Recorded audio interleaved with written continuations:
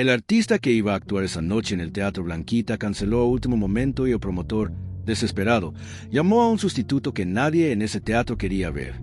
Ese sustituto era Luis Miguel, un joven de 14 años a quien le dieron 15 minutos en un escenario lleno de personas que no habían pagado para verlo y que lo esperaban con los brazos cruzados. Nadie en ese teatro sabía que estaba a punto de presenciar el momento exacto en que nació el artista más grande que México había producido en toda su historia. Era 1984 y el Teatro Blanquita era uno de los escenarios más importantes de Ciudad de México, un lugar donde el público exigente no perdonaba a quienes no estaban a la altura. El promotor Gustavo Peña le había advertido con frialdad que si el público lo abucheaba, no se hiciera responsable, que el público había venido a ver a otro artista y no a él. Luis Miguel recibió esas palabras sin cambiar su expresión.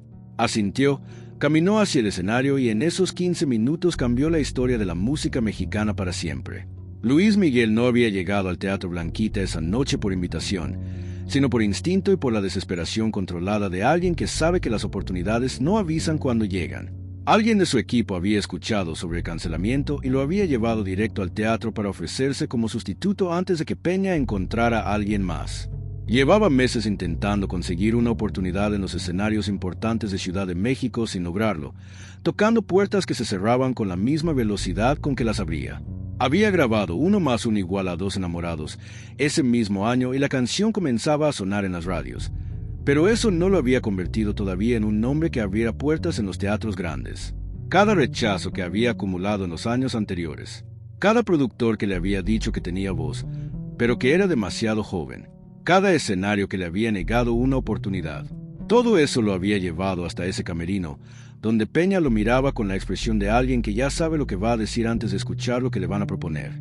«Usted es el del Uno más uno igual a dos enamorados», dijo Peña sin ningún entusiasmo. Luis Miguel asintió sin agregar nada más. Peña no tenía opciones y ambos lo sabían, y esa fue la única razón por la que Luis Miguel subió al escenario del Teatro Blanquita esa noche. «Le doy 15 minutos», dijo Peña con una frialdad que no intentaba disimular. «El público viene a ver a otro artista, no a usted. Si lo abuchean, no me haga responsable». Luis Miguel recibió esas palabras sin cambiar su expresión y respondió simplemente que 15 minutos eran suficientes. Peña lo miró una vez más antes de salir del camerino, sin desearle suerte, porque no creía que la suerte fuera a cambiar nada de lo que estaba a punto de pasar. Luis Miguel se quedó solo en ese camerino por unos minutos, con el ruido apagado del público llegando desde el escenario. No tenía banda preparada ni arreglos ensayados para ese teatro específico. Solo tenía las canciones y llevaba años cantando lugares pequeños y la certeza absoluta de que si había algo real en él esa noche, era el momento de demostrarlo. Se miró en el espejo del camerino por un instante, respiró profundo y caminó hacia el escenario. El presentador anunció al público que el artista programado no podría presentarse esa noche, y el murmullo de desaprobación fue inmediato y claro.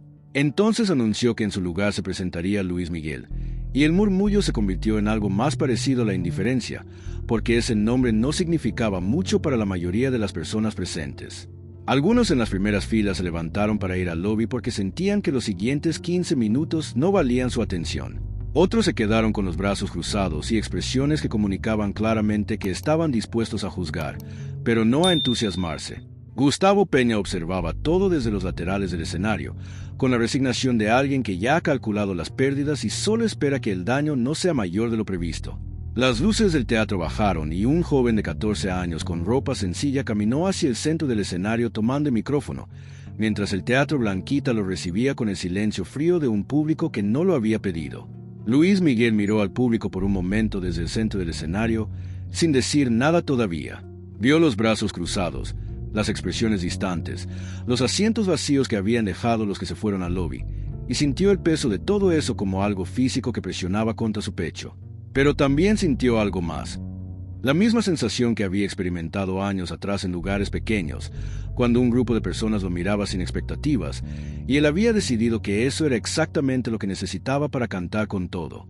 No tenía nada que perder en ese escenario porque nadie esperaba nada de él, y esa libertad total era paradójicamente el mejor escenario posible para ser completamente auténtico. Cerró los ojos por un segundo, apretó el micrófono con una mano, y cuando los abrió, su expresión había cambiado de la calma calculada con que había entrado a algo más cercano a la determinación pura.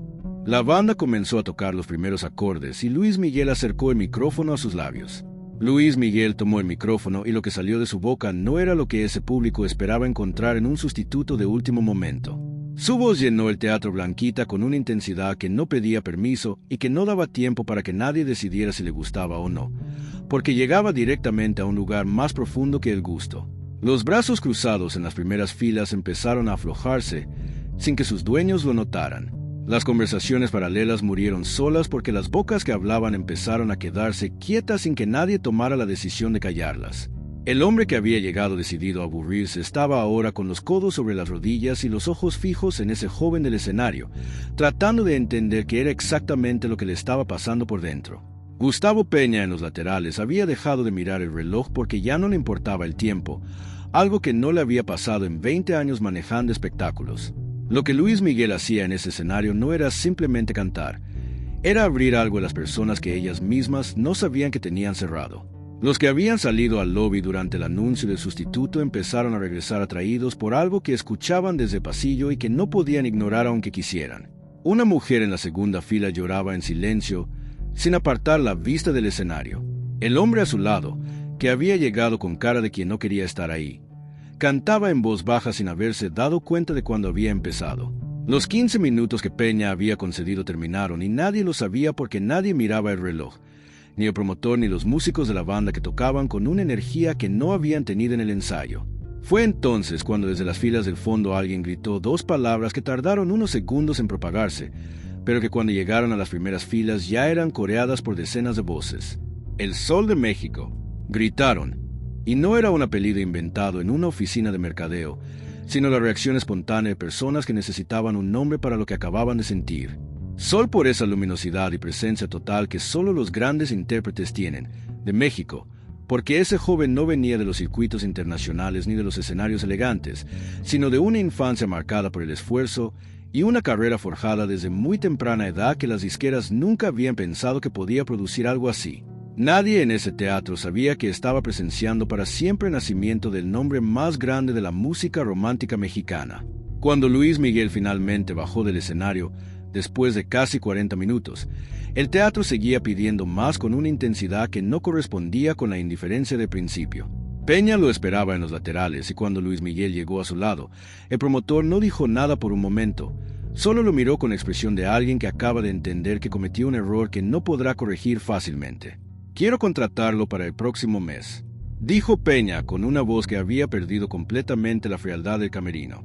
Luis Miguel respondió que hablaría con su equipo y siguió caminando porque en ese momento había otras personas esperando hablar con el que no eran Gustavo Peña. 3 hombres lo interceptaron antes de que llegara al camerino y los 3 tenían en común la misma expresión de alguien que acaba de ver algo que necesita asegurar antes de que otro lo haga primero. Eran productores y representantes que habían llegado al Teatro Blanquita esa noche a ver al artista programado y que se quedaban ahora empujándose sutilmente entre ellos para ser el primero en hablar con ese joven desconocido. Uno de ellos era Armando Manzanero, productor con conexiones reales en las disqueras más importantes del país, un hombre que no acostumbraba a perseguir artistas en los pasillos porque generalmente eran los artistas quienes lo perseguían a él. Manzanero habló primero con la eficiencia de quien sabe que tiene pocos segundos antes de que alguien más tome la delantera. «Necesito reunirme con usted esta semana», dijo mirando a Luis Miguel directamente. «Lo que acabo de ver adentro no puede quedarse en un teatro de 15 minutos». Luis Miguel escuchó a los 3 hombres con la misma calma con que había recibido las palabras despectivas de Peña horas antes, porque había aprendido que mantener la cabeza fría era igual de importante en los momentos buenos que en los malos. Intercambió palabras breves con cada uno, recibió tarjetas, hizo preguntas precisas sobre lo que cada quien tenía para ofrecer y en ningún momento mostró la urgencia que cualquier joven en su situación habría tenido derecho a sentir. Los 3 hombres alejaron hacia la salida con la satisfacción provisional de quien cree haber dado el primer paso en algo importante, pero sin la certeza de haber ganado nada todavía. Luis Miguel entró finalmente al camerino, cerró la puerta y se quedó solo por primera vez en esa noche que había comenzado con 15 minutos prestados y que terminaba con 3 productores peleando por su atención en un pasillo. Gustavo Peña se quedó solo en los laterales del escenario vacío después de que todos se fueron y permaneció ahí mirando el micrófono que Luis Miguel había dejado en el centro del escenario, sin que nadie lo recogiera todavía. 20 años manejando espectáculos le habían enseñado a leer una sala, a saber cuándo algo funcionaba y cuándo no, a calcular con bastante precisión el valor comercial de lo que veía. Pero esa noche había fallado de una forma que no podía justificarse con ninguna de las explicaciones que usualmente usaba cuando cometía errores. No había fallado por falta de información, ni por mala suerte, sino por algo peor. Había visto a Luis Miguel antes de que subiera al escenario y había decidido que ya sabía lo que iba a pasar sin molestarse en esperar a que pasara. Se alejó del escenario apagando las luces del teatro una por una, con la actitud de quien necesita hacer algo con las manos porque la cabeza está demasiado ocupada. La última luz que apagó fue la del escenario, y en ese segundo de oscuridad total, supo que había sido el primero en tener al sol en México y el último en entenderlo. En los días siguientes, Luis Miguel se reunió con Armando Manzanero en una oficina del centro de Ciudad de México, y lo que comenzó como una conversación de negocios se extendió durante 3 horas porque Manzanero quería entender no solo las canciones, sino la visión completa de ese joven que había transformado un teatro hostil en menos de 40 minutos.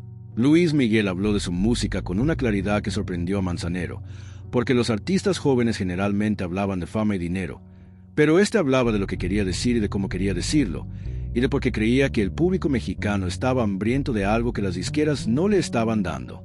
Manzanero escuchaba tomando notas ocasionales, pero sobre todo observando a ese hombre frente a que tenía 21 años, pero hablaba con la convicción de alguien que lleva décadas sabiendo exactamente quién es. Cuando terminaron, Manzanero cerró su libreta y le dijo que quería producir su próximo disco sin condiciones sobre el estilo ni el repertorio. Luis Miguel lo miró por un momento y entonces respondió que eso era exactamente lo único que había pedido siempre y que nadie le había dado. Lo que vino después del Teatro Blanquita no fue inmediato ni fácil, porque las carreras reales no funcionan como los cuentos, donde una noche lo cambia todo de golpe. Pero esa noche había creado algo que no existía antes, un nombre que la gente repetía y una historia que quienes la habían vivido contaban con la energía de quienes saben que estuvieron presentes en algo importante. Los escenarios que antes cerraban sus puertas empezaron a abrirlas no por generosidad, sino porque los promotores son personas de negocios y los negocios responden a lo que el público pide. Luis Miguel subió a esos escenarios uno por uno con la misma actitud con que había subido a Blanquita, sin pedir permiso para ser completamente el mismo, sin ajustar su voz ni sus movimientos ni su forma de sentir la música a ningún molde que no fuera el suyo. Cada presentación confirmaba lo que esa noche había revelado, que lo que las disqueras habían llamado excesivo era exactamente lo que el público mexicano necesitaba ver en un escenario. El apellido que había nacido en las filas del fondo del Teatro Blanquita viajó con él a cada ciudad donde cantó, porque las personas que lo escuchaban por primera vez entendían inmediatamente por qué existía ese nombre. Solo era una exageración ni una ironía, sino la descripción más precisa posible de algo que no tenía equivalente en la música popular mexicana de esa época. De México era el recordatorio permanente de que esa grandeza no había nacido en un conservatorio ni en una familia de músicos consagrados, sino en una infancia marcada por la ausencia y el sacrificio, en una carrera forjada desde niño que le había enseñado que la música no era un lujo, sino lo único que tenía. Juntas, esas 2 palabras contaban en 4 sílabas la historia completa de lo que Luis Miguel era, de dónde venía y por qué su música llegaba a lugares donde otras músicas no podían entrar. Esta historia nos enseña que las oportunidades más grandes de la vida frecuentemente llegan disfrazadas de situaciones desesperadas que nadie eligió y que nadie planeó. El artista programado canceló. Peña no tenía opciones.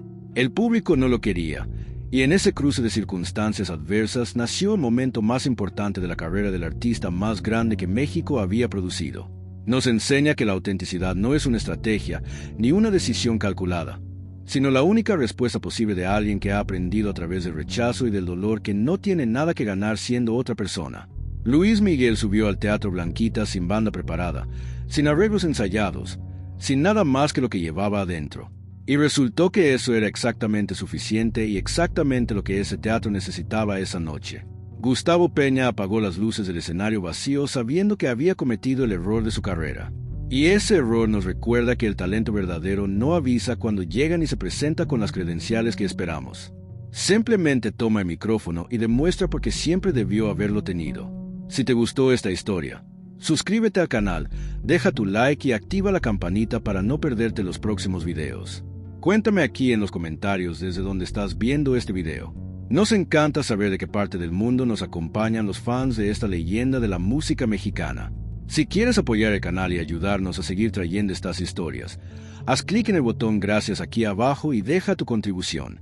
Eso hace toda la diferencia para nuestro trabajo. Muchas gracias por ver. Nos vemos en el próximo video.